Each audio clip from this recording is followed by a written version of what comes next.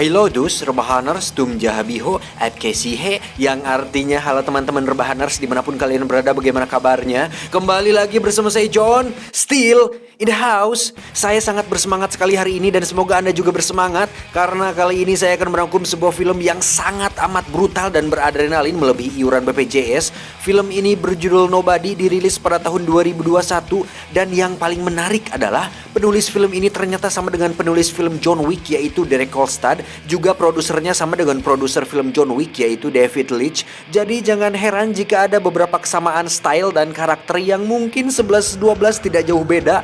Tapi saya pastikan film Nobody ini memiliki plot cerita yang cukup berbeda dengan John Wick. Penasaran? Langsung saja pasang handsfree, simetriskan posisi rebahan, kelonggarkan celana pacar, selamat menonton. Dan seperti biasa, ayo kita mari katakan bersama saya dengan penuh semangat dan penuh sukacita. 1, 2, 3. Check it, bro.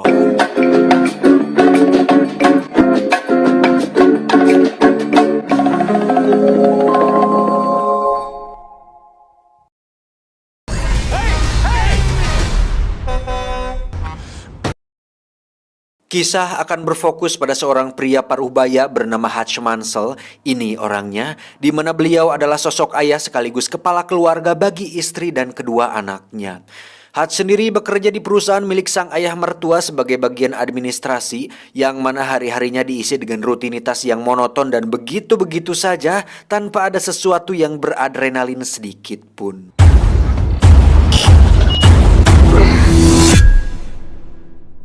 Hingga suatu malam, kediaman Hutch pun didatangi oleh dua pencuri, yang mana Hutch berhasil memergoki mereka. Namun karena suatu alasan tertentu, Hutch pun membiarkan mereka mengambil sejumlah uang receh yang jumlahnya tidak terlalu banyak. What about his watch? Tak diduga anak sulung Hutch pun berhasil menyergap salah satu pencuri itu, dan ketika si pencuri yang lain teralihkan perhatiannya, kita akan melihat Hutch memegang sebuah tongkat golf dan berniat untuk memukulnya. Namun apa yang terjadi? Hutch justru meminta anaknya untuk melepaskan pencuri itu dan membiarkan mereka berdua kabur begitu saja. I said let him go. What the fuck, Dad? Alhasil anak sulungnya pun merasa sangat kecewa dengan tindakan Hutch, ditambah sikap polisi yang seolah ikut menunjukkan rasa kecewa terhadap sosok ayah sepertinya. You know, if that was my family.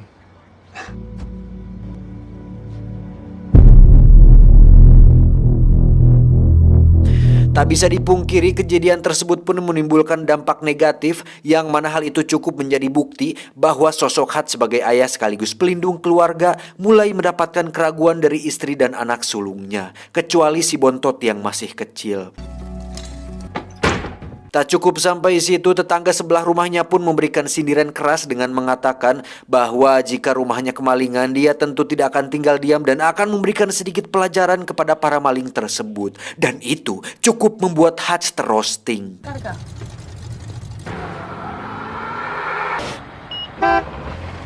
Tak hanya di rumah, di tempat kerjanya pun Hutch mendapat perlakuan yang kurang menyenangkan ketika adik istrinya alias adik iparnya sendiri menyayangkan kejadian semalam dan memberikan sebuah pistol untuk Hutch berjaga-jaga. So, Jesus.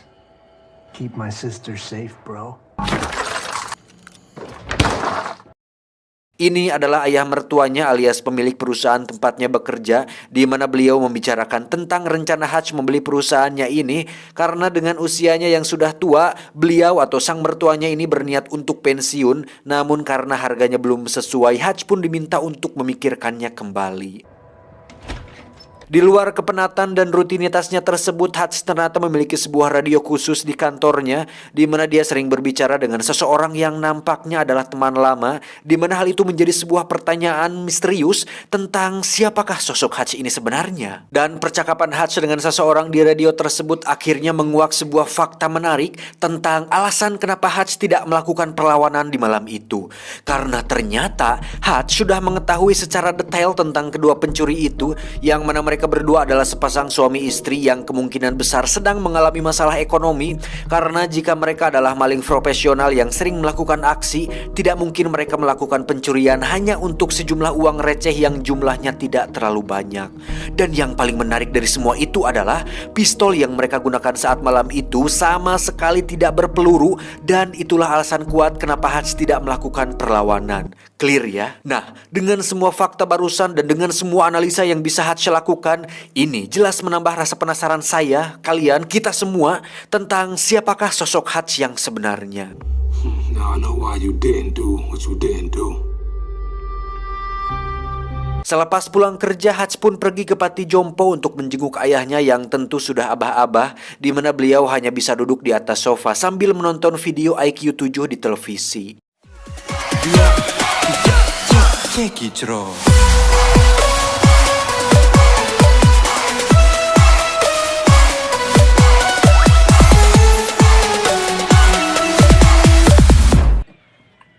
You don't look okay. Saat pulang, Hutch pun berdiri tepat di depan rumah di mana dia melihat keluarganya sendiri dan merasa bahwa dia cukup kecewa dengan diri sendiri yang gagal menjadi sosok pelindung bagi keluarga, dan itu cukup membuat Hutch merasa leles. Saat sudah masuk rumah, istri dan anak sulungnya pun masih bersikap cuek terhadapnya, namun ketika si bontot mengeluhkan tentang kalung anjingnya yang hilang dan mungkin terbawa oleh kedua pencuri semalam, disitulah Hutch benar-benar sangat emosi.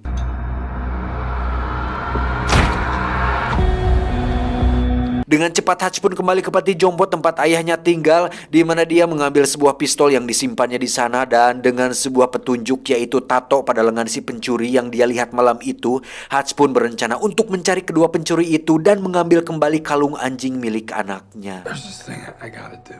Then you best go do it.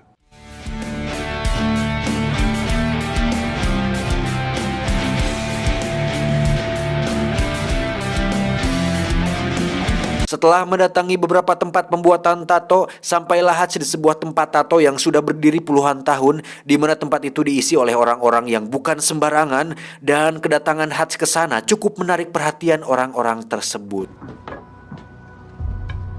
Namun yang menarik adalah ketika salah satu kakek melihat tato pada lengan Hutch, dia pun seketika terkejut dan mengatakan, "Terima kasih atas jasamu." Lo. Thank you for your service. Saat si kakek masuk ke ruangannya dan mengunci pintunya dengan sangat amat rapat, disitulah orang-orang tersebut mulai berubah sikap dan dengan senang hati mau membantunya. Sampai segitunya loh, makin penasaran kan? How can I help you? This person. Tak membuang waktu, Hutch pun terlihat sudah berada di kediaman kedua pencuri itu, di mana Hutch muncul seperti Baba Yaga alias The Boogeyman dan langsung meminta kalung anjing anaknya dikembalikan. Namun saat Hutch akan berbuat hal yang lebih dari itu, tiba-tiba aksinya terhenti ketika melihat baik kedua pencuri itu menangis, hingga Hutch pun kesal sendiri dan memukul-mukul tembok hingga kedua tangannya berdarah.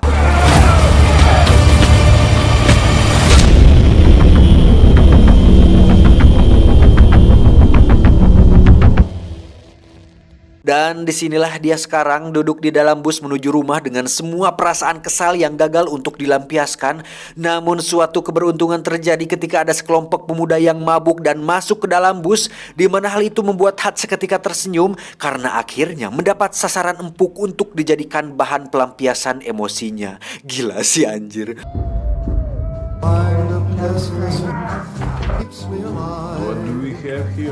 Dan ketika para penumpang ketakutan karena kedatangan sekelompok pemabuk, Hutch pun dengan santainya berjalan melewati mereka, kemudian mempersilahkan sang supir untuk keluar, lalu masuk kembali ke dalam bus dan mengunci rapat pintunya. Lantas, apa yang akan dilakukan Hutch? Ya, dia akan menghajar mereka semua. I'm gonna fuck you up. Terjadi perkelahian 1 lawan 5 pemuda tinggi besar, di mana Hutch yang memiliki perawakan kurus dengan brutalnya menghajar mereka semua, yang mana adegan ini cukup ditampilkan secara realistis dan itu sangat-sangat beradrenalin.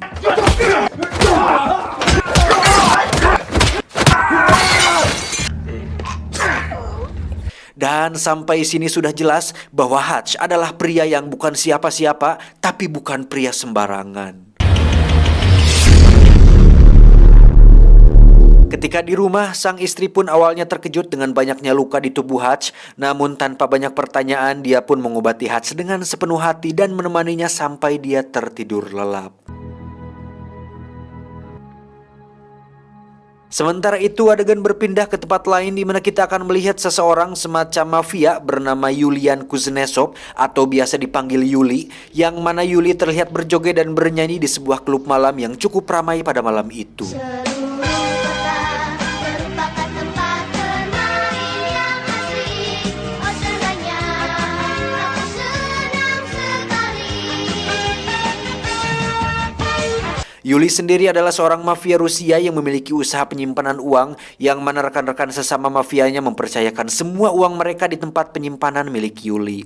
Dan saat mereka bersama, Yuli pun ditegur oleh para rekannya mengenai sikap tidak gagah dirinya saat berjoget dan bernyanyi di depan umum, yang mana sikapnya tersebut dianggap bisa menurunkan kepercayaan sebagian besar dari mereka karena menunjukkan tidak adanya wibawa dan rasa hormat dalam diri Yuli. Dan apa yang dilakukannya? Yuli tiba-tiba memecahkan gelas kemudian menyerang salah satu pengunjung di sana, lalu menggorok lehernya tepat di depan para rekannya tersebut. Dan itu cukup membuktikan bahwa Yuli adalah orang yang berbahaya yang bisa membuat kepercayaan mereka meningkat. Tak lama Yuli pun mendapat telepon bahwa adiknya sedang dirawat di rumah sakit, yang mana adiknya tersebut ternyata adalah salah satu korban dari Hutch saat peristiwa di dalam bus tadi. Yuli pun marah besar dan mencoba menginterogasi satu persatu teman adiknya mengenai pelaku yang telah membuat adiknya babak belur, di mana salah satu temannya tersebut berhasil mendapatkan kartu identitas kerja milik si Hutch. How can I find this man? Singkat cerita, esok pagi pun tiba. Hutch pun terlihat sudah pulih seperti sedia kala dan tak lama mendapat panggilan telepon dari teman yang biasa menemaninya di radio, yang mana temannya tersebut memperingatkan tentang kejadian semalam bahwa salah satu orang yang dihajar Hutch adalah anggota keluarga dari seorang mafia Rusia berbahaya, yakni Yuli. Untuk mencari informasi mengenai si Yuli ini, Hutch pun pergi ke tukang cukur, di mana di situ ada seseorang yang cukup penting, entah siapa itu, tapi sekilas saya sudah bisa menebak bahwa orang tersebut kemungkinan besar adalah sebuah agensi yang pernah mempekerjakan Hutch di masa lalu. Balelol bangsat. He's as bad as they come. Dan setelah melihat dokumen tentang Yuli, Hutch pun sedikit pun tidak menyesali tentang perbuatannya semalam dan akan menghadapi setiap resiko atas tindakannya tersebut. Yuli sendiri memberikan kartu identitas kerja milik Hutch kepada stafnya, di mana staf tersebut menyuruh salah satu orang dari pihak pemerintahan atau Pentagon untuk melacak alamat dan semua hal tentang Hutch. Dan alangkah kagetnya si staf tersebut ketika mengetahui bahwa Hutch adalah orang yang sangat berbahaya, di mana kita bisa melihat beberapa foto yang memperlihatkan tentang kebrutalan Hutch di masa lalu, sampai-sampai si staf tersebut memutuskan untuk tidak ikut campur dan mengundurkan diri dari pekerjaannya saat itu juga. Anjing, gak tuh sampai semenakutkan itukah sosok si Hutch ini anjir? I'm out, no need to pay. Why you much? Saat Hutch dan keluarga sedang makan malam, di luar dugaan Yuli ternyata bergerak lebih cepat dari dugaan, di mana dia mengirimkan beberapa pasukan ke alamat rumahnya untuk menghabisi Hutch beserta seluruh keluarganya. Dengan cepat Hutch pun meminta mereka untuk masuk ke ruang basement, di mana mereka semua dibuat bingung bercampur kaget saat mengetahui bahwa ruang basement mereka selama ini ternyata memiliki teknologi yang cukup canggih. Dan di saat keluarganya bingung dengan semua ini, Hutch pun meminta mereka semua untuk tetap tenang dan jangan panggil 911. Don't call 911. Ketika pasukan Yuli masuk, sesaat saya diingatkan dengan film John Wick ketika rumahnya didatangi oleh beberapa pasukan kiriman mafia Rusia bernama Vigo, masih ingat kan? Dan sekarang saya semakin dibuat penasaran apa yang akan dilakukan Hutch kepada para pasukan Yuli ini. Faktanya, Hutch ternyata memiliki jiwa brutal 2 kali lipat lebih sadis dibandingkan John Wick, di mana Hutch membantai sebagian besar pasukan Yuli dengan begitu gila, meskipun akhirnya dia harus tertangkap karena disetrum dari belakang.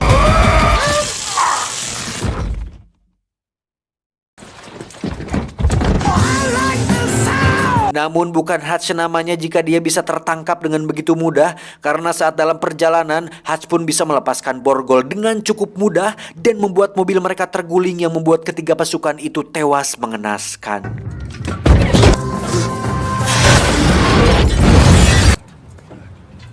Hutch pun kembali ke rumah dan membersihkan diri, di mana dia dengan tenangnya membawa istri dan anaknya keluar dan melihat begitu banyak jasad bertebaran, kemudian menyuruh mereka untuk pergi ke tempat aman sampai situasi benar-benar kondusif. Karena masih bingung dengan apa yang terjadi, sang istri pun bertanya mengenai apa yang terjadi sebenarnya. Namun Hutch yang low profile memintanya untuk percaya dan yakin bahwa situasi ini akan kembali cager. Come back. Setelah istri dan anaknya pergi ke tempat aman, Hutch pun membuka kotak berisi emas batangan miliknya, yang mana itu adalah sisa harta dari pekerjaannya di masa lalu. Kalau di John Wick kan dia punya koin emas tuh yang kalau dibuka isinya coklat. Nah, kalau di sini Hutch punya emas batangan. Sneaky devil. Fucking kitty cat bracelet. Sementara itu, sang ayah yang berada di panti jompo pun didatangi oleh dua orang suruhan Yuli, yang mana mereka bermaksud untuk membunuh beliau sesuai perintah dari Yuli. Dan Anda akan benar-benar olohok sekaligus terkejut ketika melihat kedua orang suruhan tersebut sama sekali tak berkutik, ketika ayah Hutch yang sudah tua renta ternyata lebih berbahaya dari yang dibayangkan.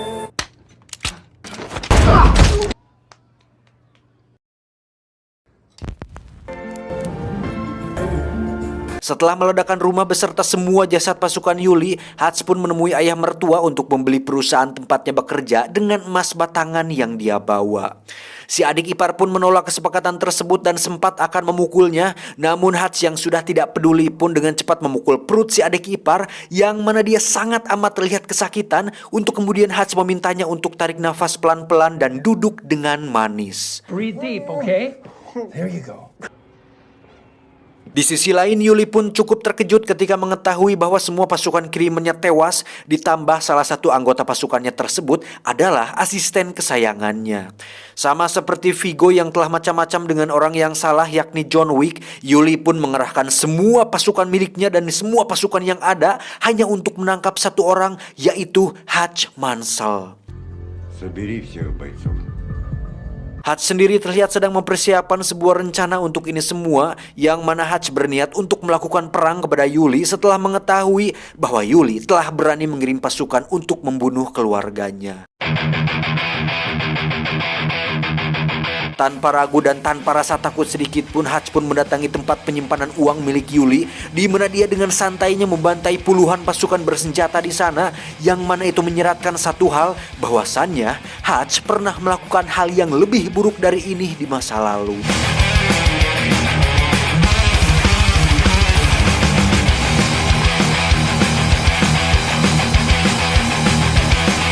Tak hanya itu, Hutch pun membakar semua uang milik rekan-rekannya Yuli, yang mana itu tentu akan membuat Yuli bertanggung jawab atas hilangnya semua uang milik mereka.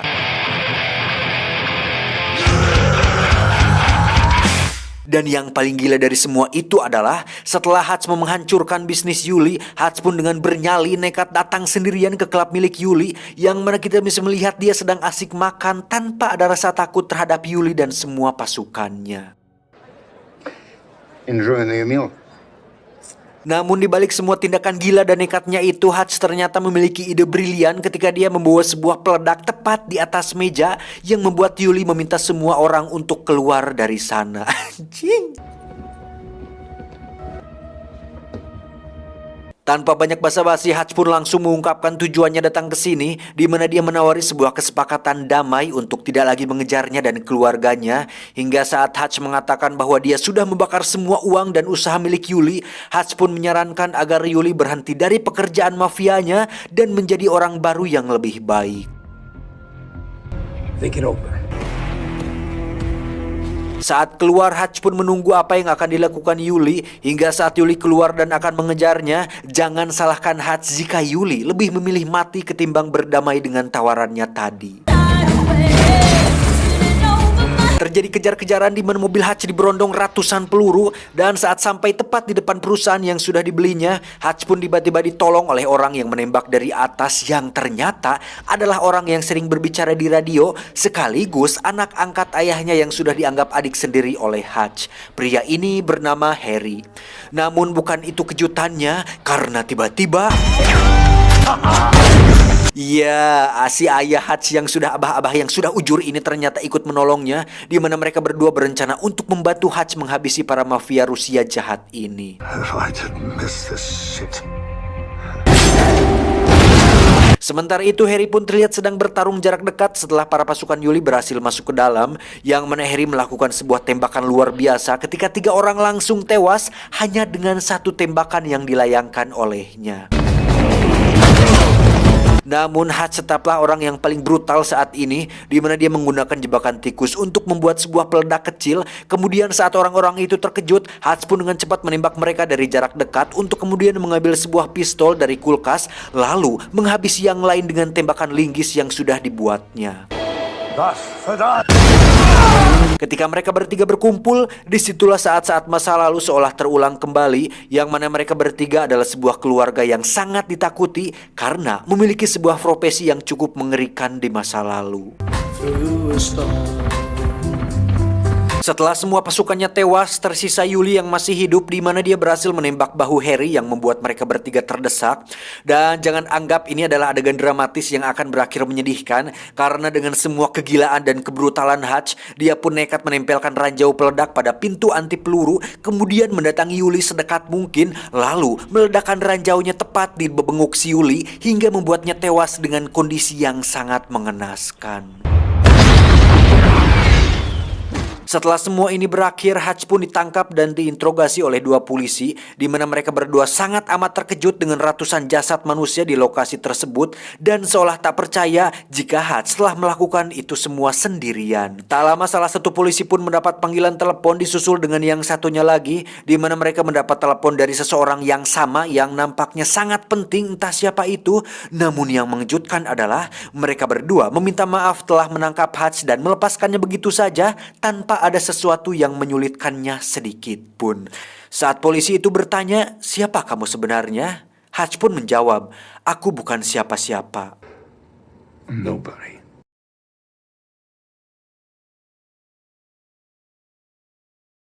Tamat, ending yang sangat mengnobadikan. Anjir, brutal parah sih ini film. Kalian harus nonton langsung soalnya banyak sekali adegan keren yang tidak bisa saya tampilkan di sini. Terus juga masih ada scene setelah Hutch diinterogasi, di mana dia dan sang istri sedang mencari rumah baru. Terus si sales rumahnya mendapat sebuah telepon yang ternyata untuk si Hutch. Jadi siapa sih sebenarnya si Hutch ini?